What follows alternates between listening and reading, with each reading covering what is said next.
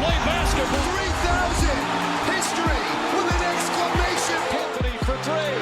Bang! That one goes down, and the game is tied. Rockies are champions of baseball.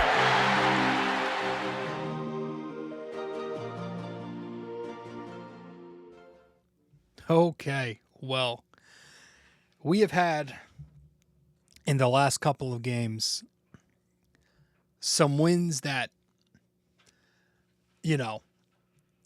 would some wins that haven't exactly inspired a ton of confidence. If I was still a fan who lived and died by every single game. But the bottom line is the Knicks are still winning even when they're playing some of their worst basketball of the season. In fact, they've won 5 in a row. But you had that game against Indiana, which I believe was the last time we spoke because we didn't cover their previous game. That was last night in Brooklyn. I mean, the final score was 93-92 Knicks. That shows you right there how bad of a game it was. I mean, just zero punch. It was an abomination of a game. It was a brutal start. It was a brutal finish. The Knicks came into this one. They didn't take the Nets very serious. And you can't always have that mentality when you're a team that doesn't have the ability to just flip a switch, and the Knicks aren't a team with that ability. You can't really go into it with that mindset. Very few teams in the history of the game can. Knicks aren't one of them. So they didn't take them serious, and they were just super careless, offensively at least, to start this game. Just repetitive, stupid turnovers. The game got physical. It got a little testy. Mitch, OG, some of the nobodies on the Nets. Some poor defense at times in this game. Bad rotations, not rotating, not matching up in transition, leading to some open threes for Brooklyn. Mikhail got lost, beat a few times early on. Brunson too. The Knicks were in rotation a lot when the low man committed to help on the roll, on the drive. Swings. Some ugly defense. But, again, the Knicks come away with a win. But to summarize how this thing went down in short, I mean, both teams combined for 17 points at the 3:43 mark in the first quarter. It was 9-7 at that point. It was a score that usually, is the sum a couple minutes in. The Knicks are down 22-14 after one. They have a better second quarter. The pace picked up, especially when Brunson checked back in. It looked like they were headed for a blowout. And it was like, finally, they're going to put their foot on the pedal and win this thing in the third quarter. They get off to this 7-0 run at the top of the half to take a lead. Then it's back and forth for a bit after that. Nets take a lead, Knicks take a couple leads. And then after it being tight in the middle minutes of the third, the Knicks end the third quarter with an 11-0 run. And it's Cat and Diawara had some moments, and OG and Clarkson, and the Knicks are attacking some defensive weak points that the Nets have on the floor. And so you're finally thinking, okay, they're going to put it to bed real quick. The fourth quarter, I can turn this thing off and go watch. I've been watching The Bear and watching The Pit, 2 shows I picked up recently. But no, because you start the fourth quarter out and the Nets go on this, I don't know if it was right away, but at some point in the fourth quarter, they go on this 17-0 run to take the lead and extend the lead by a couple of points. And again, it was the same things that led to the poor start. But fortunately, at the very end there, it's Brunson and it's Cat who saved the Knicks with some big-time shots. However, at the very, very end, both of them choke at the foul line. Brunson misses the second of two, and that leads to a Brooklyn three in transition, pulls them within one with 5 seconds left. Cat gets fouled. He misses both free throws, so now Brooklyn gets the final shot, and they got a chance to win here. Fortunately, at the buzzer, or before the buzzer, Mitch makes a very nice but very risky defensive play to force a reset. Takes a couple seconds off the clock, so Brooklyn, the best they could do was manage to get off a half-court heave before the horn, and it comes up short. So your Knicks win 93-92 last night at MSG Brooklyn, beating that team for the 14th time in a row. So there's that. So I guess we're going to discuss this game. There are some positives, not really about this game, but just some more of what we've been talking about that the Knicks did in this game. I don't even know if that sounded like it made any kind of sense coming out, but we'll talk about some of the good things that I want to get to, because if we really were to criticize this, we could talk about so many bad things, but I don't think it's something that you could take too much from. It's a Knicks-Nets game at the end of the regular season where the Knicks are just trying to win games and stay healthy at this point. Get to the playoffs healthy, get the best seed possible. So not too much to take away, but there are a few things I still want to discuss, and we'll do that the moment we get back from break here on episode 1026. Thanks for stopping by. See you very soon. Quick break here, guys. Stay connected with BD4 on social media. Follow us on Instagram and X at BD4Pod, and find us on Facebook by searching BD4. Don't miss out. Join the conversation. Want more BD4? Subscribe to our YouTube channel and never miss an episode. Hit that like button, drop a comment, and share with your fellow fans. Don't forget to ring that bell so you're always the first to know when a new video drops. Love BD4 but don't have the time to sit down and watch? Don't forget to subscribe on Apple Podcasts and Spotify so you never miss an episode. And if you're enjoying the show, leave us a 5-star rating and a quick review. It helps us grow and keeps the conversation going. Okay, welcome back to the show. I appreciate you all tuning in to episode 1026 of the podcast. Let's start by handing out the game ball from the first unit to Karl-Anthony Towns, who came into this game questionable, but he ended up playing. I hope his dad's okay. It was some health scare with his father that he said after the post game. I just hope everything's good on that end. Obviously, his dad's had a lot of these games. He's had every home game and a lot of the road ones too. So I hope he's okay. But Cat went out there and decided to play, and he picked up his 18th game ball of the season. And he won for 26 points, 15 rebounds, was a +7, played 29 minutes. A lot of good, and he continues to play good basketball for a while now. He's still not consistently taking or making threes at the rate we're used to, but they have started to drop more consistently.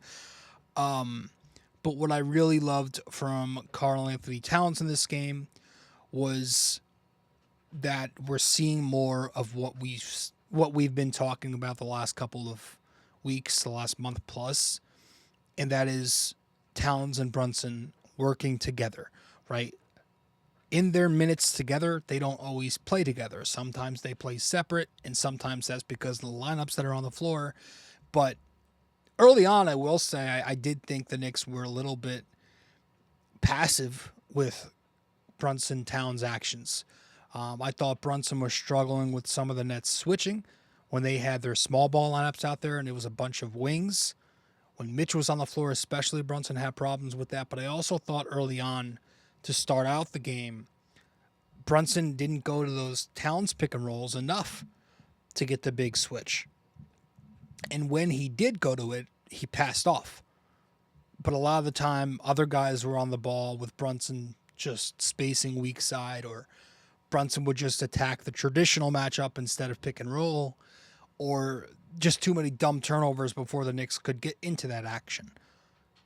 But as the game progressed, and again, this was a game without Josh Hart last night, those two were able to play together, and it especially worked down the stretch. Now, in the playoffs, that's not going to be the case when Josh Hart's on the floor because the big's not going to be on Cat, so they're not going to be able to run those actions like they want, which is why, again, we consistently preach that we wish Brown would lean into more 5-out looks, because the whole idea is to maximize your two best players together and not separate, right? Hunting mismatches and switches when Cat has the center. Brunson gets the center in space off pick and roll, either a switch or a drop, and he can do his thing. Cat gets the center off pick and roll, pick and pop if he's in drop, or he attacks him if he's high up in coverage, puts the ball on the floor and gets to the basket on him, right? They've done that their entire careers. But I thought the two biggest possessions from last night came very late when the Knicks won to Brunson Towns actions.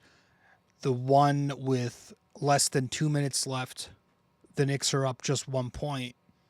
You get a Brunson Towns pick and roll to get Brunson to switch onto the center. It was Wolf. Brunson attacks Wolf in space for a pull-up jumper to extend the lead. That's just taking advantage of the lack of mobility from slower traditional bigs like Wolf. Wolf had trouble defending Brunson in space, so Brunson knocks it down over him with space. I said space twice there. And then there was one with a minute left. The Knicks are up 3. This might have been the next time down. It's a Brunson Cat pick and roll the empty side with Wolf high up in coverage. Brunson makes a pocket pass to Cat on the roll to attack an off-balance Wolf as he recovers to the roll side of the action a little too late. Again, you're taking advantage of the lack of mobility from a slower big, right? Wolf had trouble. He's slower, so he has trouble sliding his feet quick enough to get back to the roll. Cat gets the basket out of it. But it wasn't just those two plays. Throughout the game, too, I did think the Knicks, Brunson, Cat, took advantage of the center being on Cat. I think late in the second quarter, this was Cat's got Claxton. Brunson sets, they've won to this before. Brunson sets an inverted ball screen, so he screens for Cat. It puts Claxton behind for a Cat drive. So Cat drives the open lane with Claxton late to recover off the screen. Great. Also late in the second, Cat again has Claxton. Brunson goes to Cat as a trailer in transition. Cat attacks downhill and just bullies Claxton on his way to the basket. That's just clearing the big out of the lane to open it up. And I think he draws contact. Middle of the third quarter. Now, I don't know the name of this action. Some kind of stagger. OG's got the ball, kind of surveying on the strong corner. Brunson comes off 2 screens in the middle of the floor, kind of like a floppy, where he comes from underneath the basket. He's got Shamet screening on the semicircle, Cat up top screening at the nail. OG goes to Brunson as he comes off the top. Brooklyn's going to send both Wolf off of Cat. They send Wolf off of Cat to Brunson to double the ball with Brunson's man and Wolf. So now Cat's open on the roll. So Brunson makes the pocket to Cat, who draws contact at the basket. Again, that's just clearing the big out of the lane to open up the roll. So they did go to those two in action together, and that's going to be the key to unlock this entire thing, right? We talk about it every single time we record an episode. Brunson and Cat work best in action when Cat's got the big, because you can get any matchup you want, and of course you've got the space. It's all about finding the right balance though, right? Because when Cat's got the big, the answer is easy and the solution's right there. But when Cat doesn't have the big and he's got a small, he's got a wing, it's more difficult. You know, a lot of the people will just say, when he has a small on him, will get him on the post because it's a size mismatch. It's a size mismatch, and he's a center. But we also need to remember a lot of the time when he has a small, it's because it's in the lineup with Hart, right? Where it's a lineup where the spacing is suboptimal. So he's posting into traffic, and there's going to be a double coming off of that non-shooter, which is Hart a lot of the time. However, there are still moments where it can work when Cat's got the small on the post. And if Hart's on the floor, I've said it before, you want to make sure Hart's the one making the entry. If Hart's throwing the entry hit to Cat, that's what you want because Cat can at least read the help coming from up front. As opposed to where if Hart's weak side corner, Cat's posting on the strong baseline. Now he's going to get backside help that he can't see. It's a turnover every time. So you want Cat throwing the entry in these scenarios, but like last night, if Mitch is on the floor with Cat, that can work because you see the Knicks post Cat a lot, even when Mitch is on the floor, because Mitch has gravity. Different kind of gravity, but he's got offensive rebounding gravity, where he's going to keep the big down low on the dunker because Mitch is a threat on the glass. So that big's not going to help on the post regardless. Or, like you saw last night, the most obvious time to post Cat can be when the Knicks are in 5 out. And the top of the second quarter, the Knicks are in 5 out. It's Jose Alvarado, Clarkson, Shamet, OG, and Cat. I don't know the name of this action, but eventually it winds up where Shamet makes a quick post hit to Cat, who ends up posting a small. Cat bruises his way to the basket on the small, gets an and one finish. Brooklyn couldn't send help because the Knicks were in 5 out. And by the time they did send help, Cat was already in the middle of a shot. So that's huge. Just to find ways to, like, the big key is to hit Cat on the post or finding him when he gets the small off the pick and roll switch, doing it immediately, right away. That's the key because it avoids any potential of, it avoids any potential of a scram switch to get the matchup back to the way the defense wants it to be, right? Like if your guard takes his time to hit Cat off the switch or when he's on a small, the defense can switch the matchup back to where Cat's now posting a big instead of a small, right? Now, the Knicks can also counter to that counter, right, by resetting, and then when Cat's got the big now, you flow that into a pick and roll for Brunson. That's a conversation for a different day. That's when we get into early offense and having time on the clock to get to multiple actions in one possession. But it's just about finding balance, and it's hard to find that balance when everyone's healthy, you know, because you also want to use Brunson in pick and roll to get the center. If Hart's got the center, you want to use the Brunson-Hart pick and roll. You just want Brunson to get that matchup. But then you're worried about using that too much because now it's going to ice out Cat and he's just going to be sitting on the dunk spot as the 4. You know, you don't really want to do that to your highest paid player and to a guy who's already had issues with his role in this offense this season. So for as long as Mike Brown continues to go to lineups where Cat doesn't have the big on him, like when Hart's out there with him, he needs to continue to find answers there, and that's where they'll find their identity. But I will continue to say there should be 3 offensive identities with this team because they've got that many options. There should be Cat in 5 out, right? Obviously without Hart.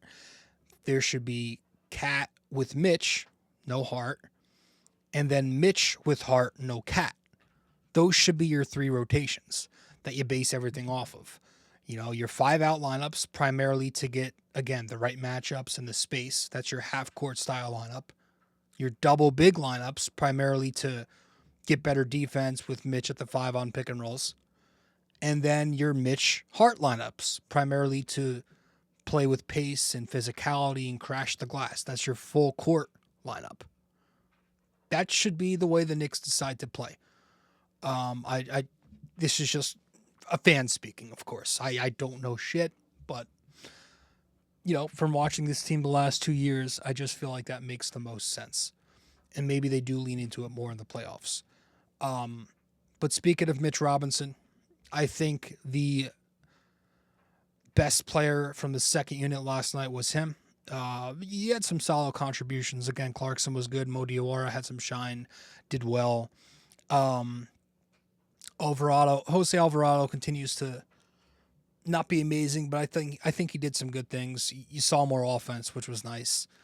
But Mitch Robinson, I'm going to give him the game ball. It's his 18th game ball of the season. He's been great. This is the best he's looked in this game. Just 3 points, but 10 rebounds, 4 offensive, 6 defensive. Had 3 blocks, had a steal, played 24 minutes. Was great.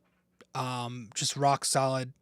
Continues to build up for the playoffs, and man, he's going to be so important. He's going to be such an important piece to this team when we get to the playoffs. As I will continue to say, this defense is anchored around the wings, and Mitch is, obviously a big, but his wingspan is huge. Just to be able to protect the basket, but also have that switchability on the perimeter. Now, speaking of defense, the two, prototypical wings on this team are kind of going in opposite directions. Now, both of them have been really excellent defensively, and I'm talking about both OG and Mikal, but they're trending in two completely different extremes on the offensive end right now. And you're even seeing in recent weeks Mikal Bridges lose some minutes. But OG Anunoby in his last 12 games, remember when he first came back from that injury, he had a bit of a shooting slump, but he has since found it, and he's been excellent on two ends. In his last 12, he's averaging 20 points, though, on 73% true shooting. League average is 58%. Bridges, however, in his last 10 games, averaging just 8 points on 43% true shooting. Again, league average is 58% for true shooting. It's really rough watching him right now because he's unlike OG Anunoby, when OG is missing his threes, he's still strong enough, and he's developed so much as an on-ball player. He's still strong enough to attack smalls on drives and seal the post and finish at the basket. We've seen him do that more and more. With Mikal Bridges, he's not that kind of player. He is sort of afraid of contact, right? And so when he's not making his threes, he's not going to give you much offense. If he drives to the basket, he'll spray it out instead of trying to finish. Or if he drives to the basket, he'll stop and pull up for that mid-range instead of trying to finish. He doesn't dunk. He doesn't draw contact, doesn't get to the line. Kind of the opposite of OG Anunoby in that sense. Early on in the year, when the Knicks were playing kind of a different style of offense, it was kind of for Mikal Bridges, right? It was built for him to get reps by being involved in the action on the ball, and now he's much more of a play finisher, where he's off ball, and it's just not been as consistent for him. But the bottom line is the Knicks they need both of these guys to be on point in order to win a championship. And I love what Mikal has brought, again, defensively as a Knick, but this year it's been incredible. Is he a liability at the point of attack, ball screen navigation? Can that be an issue against certain guards? Yes. And in a playoff series, I am still concerned about that. But I feel like what doesn't get enough recognition, because a lot of people don't watch off the ball stuff. A lot of basketball fans will just watch the ball. Mikal Bridges, what he does in help coverages and off the ball defensively, it's exceptional work. Making rotations and closing out effectively, deflections in the gaps, weak side defense, and he can even switch. He's been really good in that role. he just needs to bring a little bit more consistency on the offensive end. And again, it's tough because this offense doesn't really cater to that. And it's something that's been, a topic for a while now, really. As a Knick, McElbridge's offense has left a little bit to be desired, and he started out promising last night.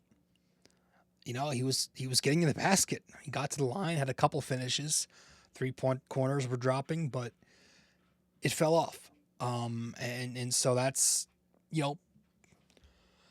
maybe he turns it on the postseason like he did last year. He had some big fourth quarters, I remember, but that's something I'm worried about. Just not exactly where you want him to be. But up next for the Knicks, well, they've got now 5 wins in a row during this stretch where they're facing bottom-tier competition.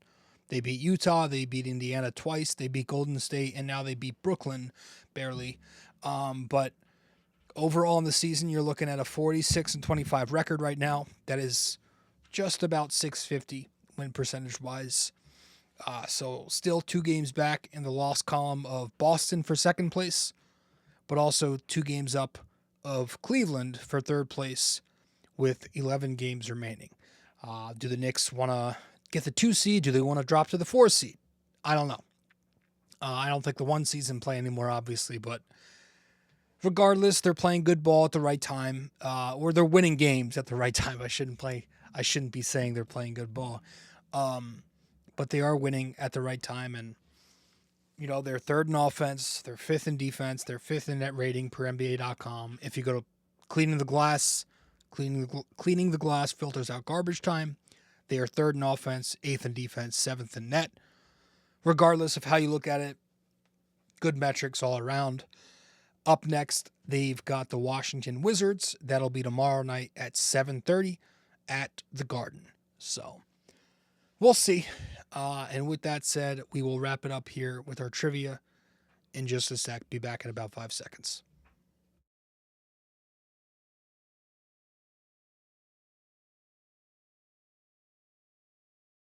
Okay.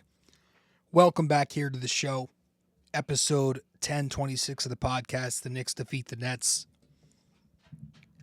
And last night, Mike Brown earned his 500th career win as a head coach.